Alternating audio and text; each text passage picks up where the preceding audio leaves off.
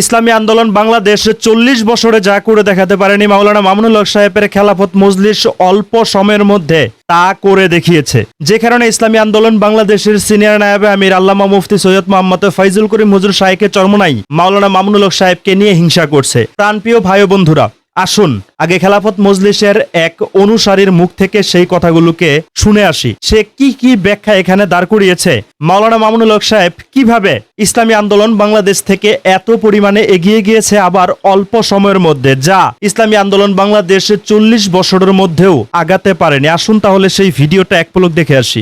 ইসলামী আন্দোলন বাংলাদেশের নায়েবে আমির মুফতি ফয়জুল করিম সাহেব আল্লামা মামুনুল হক সাহেবকে কেন হিংসা করেন, সেজন্য আমি আপনাদেরকে 2 থেকে 3টা কথা বলবো। উনি কিন্তু হিংসা করার ব্যাখ্যাটা 2 থেকে 3টা কথার মাধ্যমেই আমাদের সামনে খুব সুন্দরভাবেই উপস্থাপনা করবে। আসুন খুব মনোযোগ সহকারে খেলাফত মজলিসের এই অনুসারী ভাইয়ের কথাগুলোকে শুনে আসি।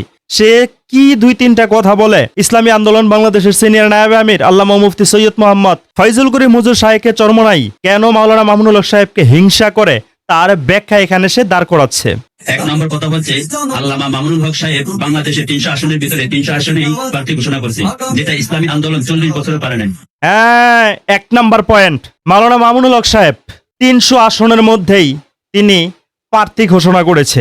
ইসলামী আন্দোলন বাংলাদেশ তা 40 বছরের মধ্যেও করতে পারেনি। প্রাণপ্রিয় ভাই ও বন্ধুরা, আপনারা হয়তো খেলাফত মজলিসের এই অনুসারী ভাইয়ের মুখ থেকে কথাগুলোকে শুনেছেন। কি কারণে ইসলামী আন্দোলন বাংলাদেশের সিনিয়র নায়েবে আমির সাহেব মাওলানা মামুনুল হক সাহেবকে হিংসা করে? কারণ ইসলামী আন্দোলন বাংলাদেশ 40 বছর বয়স হয়ে গিয়েছে এই রাজনৈতিক সংগঠনটার। 40 বছর বয়সেও তারা 300 আসনে প্রার্থী দিতে পারেনি, কিন্তু মাওলানা মামুনুল হক সাহেব 300 আসনে নির্বাচন করার সক্ষমতা অর্জন করেছে, তাও আবার অল্প সময়ের মধ্যে। যে কারণে ইসলামী আন্দোলন বাংলাদেশের সিনিয়র নায়েবে আমির মুফতি ফয়জুল করিম হুজুর শাইখে চরমোনাই মামুনুল হক সাহেব হিংসা করছে। তাহলে আসুন তার কথাগুলোর একটু জবাব দেওয়া যাক। মাওলানা মামুনুল হক সাহেবের এই ক্ষমতা, এই সক্ষমতা কি তিনি অর্জন করেছেন? তিনি এককভাবে নির্বাচন করে পুরো 300 আসনে নির্বাচন করতে পারবে, প্রার্থী দিতে পারবে, এই সক্ষমতা মাওলানা মামুনুল হক সাহেবের আছে? তিনি তো সেই বাংলাদেশ জামাত ইসলাম নামক সেই সংগঠনের মতোই হয়ে গিয়েছে। বাংলাদেশ জামাত ইসলাম নামক সেই সংগঠন যেমন কখনো আওয়ামী লীগের পাচাটে, কখনো বিএনপির পাচাটে,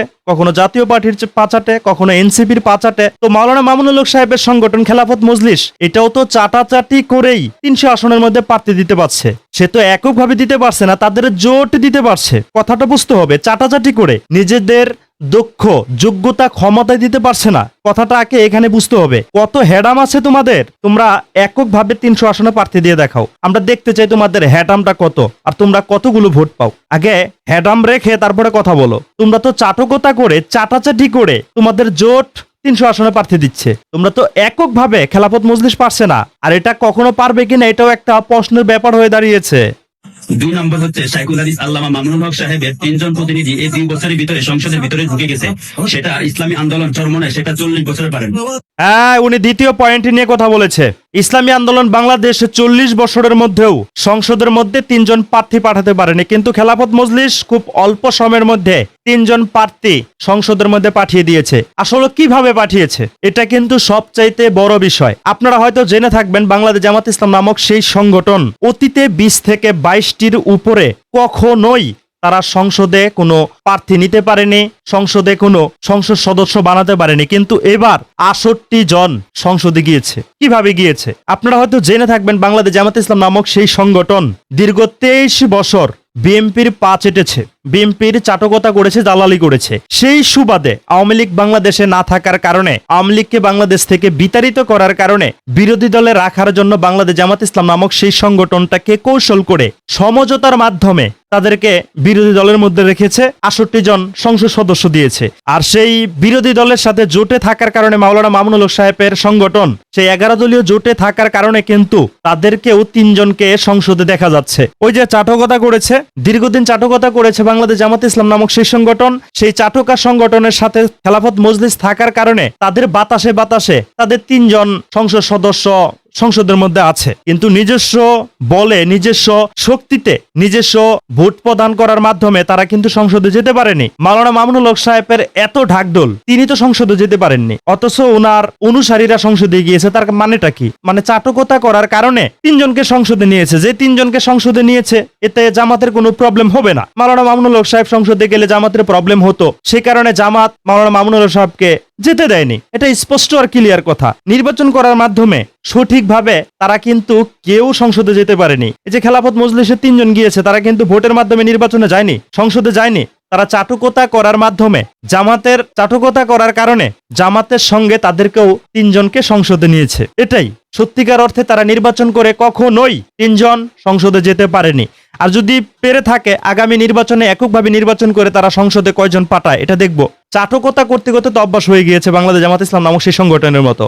চাটকতা করা ছাড়া খেলাফত মজলিস কখনোই কোনো লুম্বাও ছিটতে পারবে না। এটা একদম স্পষ্ট আর ক্লিয়ার কথা। আর ইসলামী আন্দোলন বাংলাদেশ যা করছে তা নিজস্ব বলে, নিজস্ব শক্তিতে করছে। খেলাফত মজলিসের মতো, বাংলাদেশ জামাত ইসলাম নামক সেই সংগঠনের মতো চাটকতা করে নয়, নিজস্ব পাওয়ারে যা পারছে তা করছে। নিজস্ব বল, নিজস্ব শক্তি, এটাই হলো সবচাইতে বেশি শক্তি, সবচাইতে গ্রহণযোগ্যতা পায় সেই শক্তি, চাটকতা করার শক্তি নয়।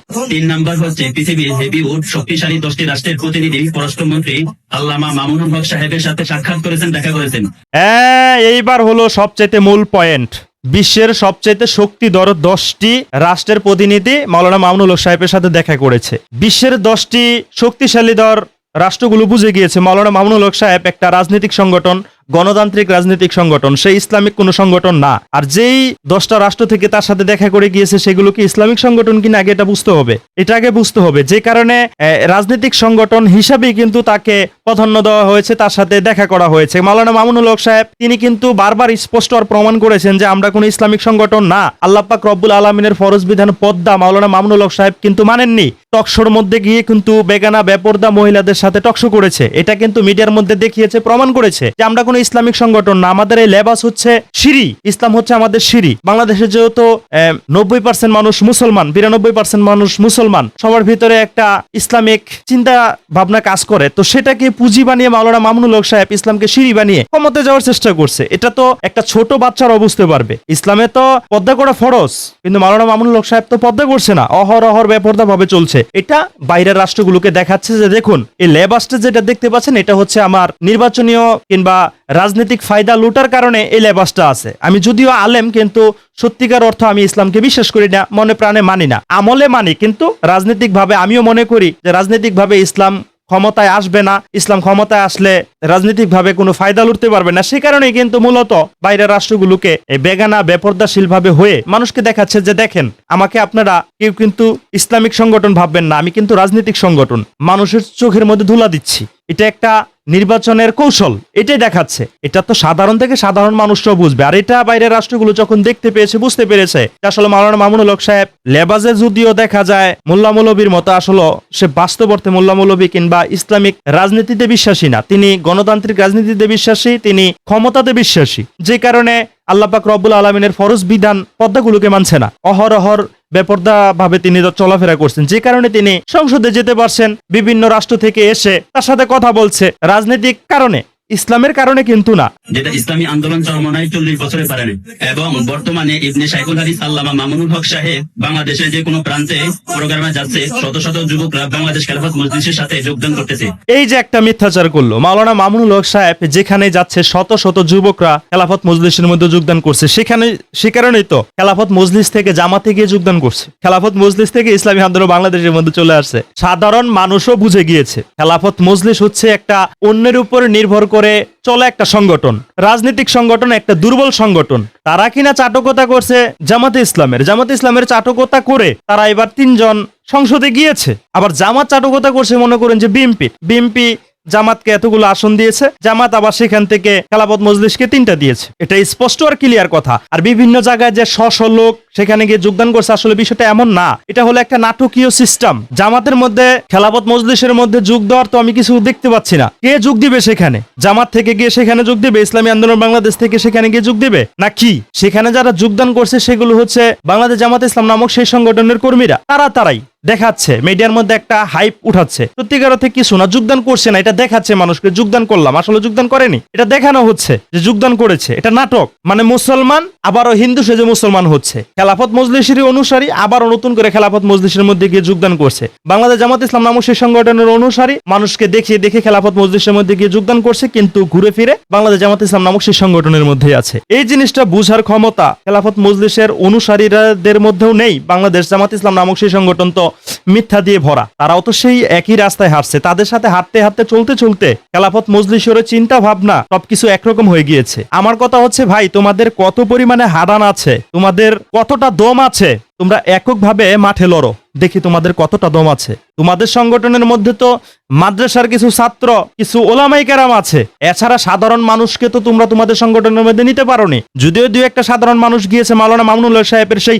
চিল্লাচিল্লির কারণে, পুরো বক্তব্যটাই তো তিনি চিল্লাতে দেয়। তো সেই কিছু কিছু মানুষ আছে না, যে নামাজ কালাম পড়লে পড়বো, না পড়লে না পড়বো, বাংলাদেশে ইসলাম কায়েম করে ফেলবো, পর্দা করলে করবো, না করলে না করবো, দেশে আমি ইসলাম কায়েম করবো, করে আমি ইসলাম কায়েম করে ফেলবো, মানুষ হত্যা করে আমি ইসলাম কায়েম করে ফেলবো, এমন এমন কিছু মানুষের চিন্তা ভাবনা আছে না, অথচ নিজে ইসলামের উপরে নেই, খালি ওই চিল্লাচিল্লি শুনে সেখানে গিয়ে যোগদান করেছে কিছু। এটা সংখ্যা খুবই কম। মাওলানা মামুনুল হক সাহেবের সংগঠনের মধ্যে যদি একদম ঠিকভাবে গণনা করা যায়, তাহলে খুব জোর বেশি হলে 2 থেকে 1.5 লাখ কর্মী আছে, সব মিলিয়ে এগুলো দিয়েই জামাতের সাথে মিশে একটা কৌশল করে সোশ্যাল মিডিয়ার মধ্যে একটা হাইপ তুলছে। ঘুরে ফিরে কিন্তু তারাই, বাইরের কোনো লোক কিন্তু সেখানে নেই। যদিও জামাত অনেক কৌশল করছে, মেয়েদেরকে টোপ হিসাবে, তাদের সংগঠন বড় করার জন্য টোপ হিসাবে রাখছে, যুবকদেরকে আনার জন্য মেয়েদেরকে বেপরদা ভাবে সেখানে চলাচ্ছে, সুন্দর সুন্দরী রমণী মেয়েদের থেকে সাক্ষাৎ নিচ্ছে, এটা হলো জামাতের কৌশল। এই কৌশলে খেলাফত মজলিসও হাঁটবে। তো আমি ভাই একটা কথাই বলবো খেলাফত মজলিসের অনুসারীদেরকে, ভাই তোমাদের যদি দম থেকে থাকে তোমরা এককভাবে